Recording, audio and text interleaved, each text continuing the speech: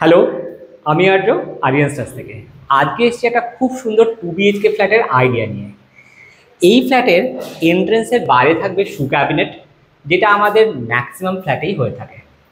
এখনও দরজা লাগেনি, দরজা লেগে যাবে। দরজার ওপর প্যানেলিং হবে এবং যেহেতু এটা একদম পুজোর জন্য অ্যাপ্রোপ্রিয়েট, ক্লায়েন্ট চেয়েছেন এখানে একটা ছোট্ট পুজোর জায়গা। সেই সঙ্গে ইন্টারেস্টিং করে এই জায়গায় হালকা করে একটা পার্টিশন হবে। সেই পার্টিশনের এই সাইডে থাকবে পূজা রিলেটেড কোনো ফটো ফ্রেম, আর এই দিক বরাবর উনি কোনো ঠাকুরের অবজেক্ট রাখতে চাইছেন, যেখানে স্পটলাইট থাকবে এবং কিন্তু খুব স্লিকের মধ্যে হবে। জাস্ট স্লিকের মধ্যে একদম ইন্টারেস্টিং করে হবে। এবং ঢুকেই এই ওয়ালটাতে থাকছে TV unit. TV unit related যে জায়গাগুলো স্টোরেজের জন্য আমরা দিই সেটা তো থাকছেই, কিন্তু উপর থেকে থাকছে ওনার বই রাখার জায়গা। ক্লায়েন্ট যেহেতু সত্যি কথা বলতে প্রচণ্ড রকম বই পড়তে ভালোবাসেন, তো সেই জন্য এখানটা টোটালটা জুড়ে বই রাখার জায়গা থাকছে এবং পুরো এল শেপ ভাবে জায়গাটা যাচ্ছে। পুরো ওপরটাতেও থাকছে বই রাখার জন্য হিউজ স্পেস। এবং এখানটায় থাকছে ওনাদের একটা ফোল্ডিং ডাইনিং টেবিল, যেটার পেছনে থাকছে কিন্তু ক্রকারি ইউনিট। এমনি সময় পুরোটা ক্লোজ থাকবে, মুভেবল চেয়ার্স থাকবে, যেটা উনি ইজিলি এখানে আরেকটা সিটিং অ্যারেঞ্জমেন্ট করতে পারবেন। ফোল্ডিং ডাইনিং টেবিলের পাশে একটা ব্রেকফাস্ট কাউন্টার আমরা করে দিচ্ছি, যেহেতু ক্লায়েন্টের প্রচুর ইলেকট্রিক্যাল অ্যাপ্লায়েন্সেস আছে। এর ওপরেও ঠিক থাকছে কিন্তু কিছু ওপেন বুকস রাখার জায়গা, কিছু বই ওপেন থাকবে যেটা উনি সবসময় ব্যবহার করতে পারবেন। ফ্যান পয়েন্টস অলরেডি করা আছে, কোনো ফল সিলিং হচ্ছে না। এখানে ওয়াশরুম আছে, এখানে একটা ওয়াশিং মেশিন পয়েন্ট দেওয়া আছে, তো আমরা এটা এখান দিয়ে রাখছি না, এটা পয়েন্টটাকে আমরা অন্য জায়গায় করে দেবো।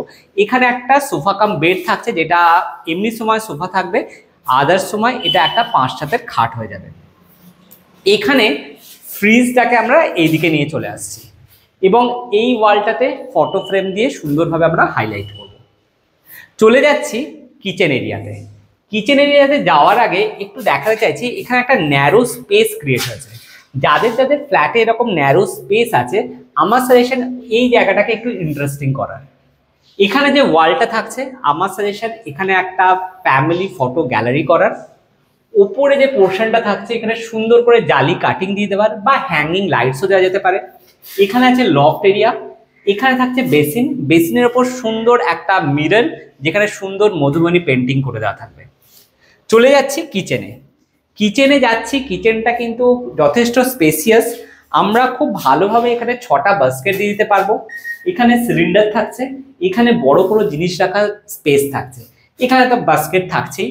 ওপরে পুরো একদম ফুল আমাদের মডুলার কিচেন হবে, 3টে থাকে হবে এবং নিচে থাকবে প্রোফাইল লাইট।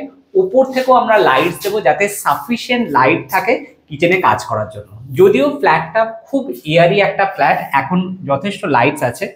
চলে যাচ্ছি মাস্টার বেডরুমে। মাস্টার বেডরুমে ওনাদের যেহেতু এক্সিস্টিং বেড আছে, বেডটা ওনার সেট হয়ে যাবে।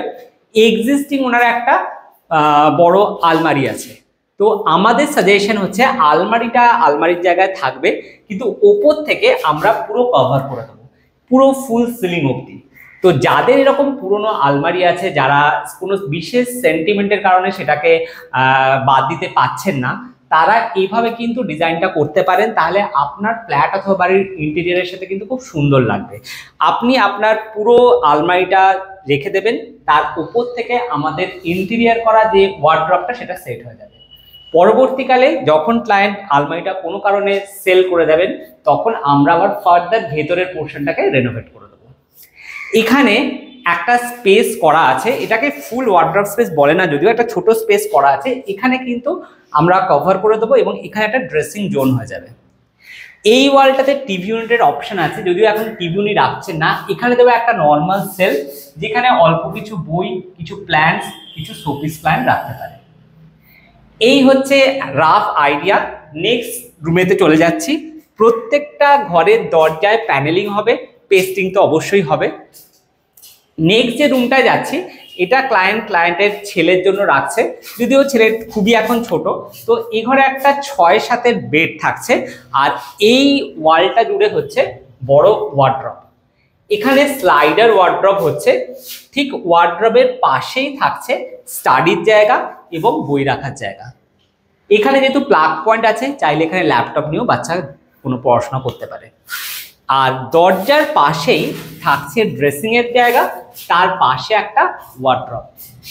হিসেব মতো এই রুমটাতে আমরা 3টে ওয়ার্ড্রপ করছি, দুটো করে পাল্লার, মানে 6 ডোর ওয়ার্ড্রপ থাকছে এই ছোট্ট রুমে। আছে একটা সুন্দর ছোট্ট ব্যালকনি।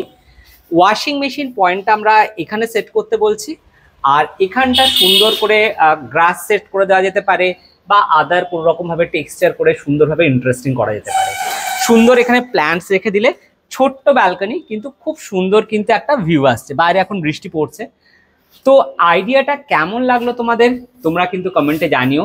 আর তোমরা যারা বাড়ি অথবা ফ্ল্যাটকে সুন্দর করে সাজাতে চাইছো, ভাবছো কিভাবে সাজাবো বুঝতে পারছি না, অবশ্যই স্ক্রিনে দেওয়া নম্বরে যোগাযোগ করো।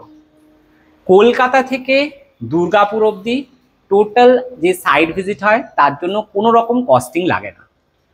এর বাইরেও কিন্তু আমরা যাচ্ছি সাইট ভিজিটে, তার জন্য একটা খুব নমিনাল চার্জেস আছে, সেটা জানতে গেলেও স্ক্রিনে দেওয়া নম্বরে যোগাযোগ করো।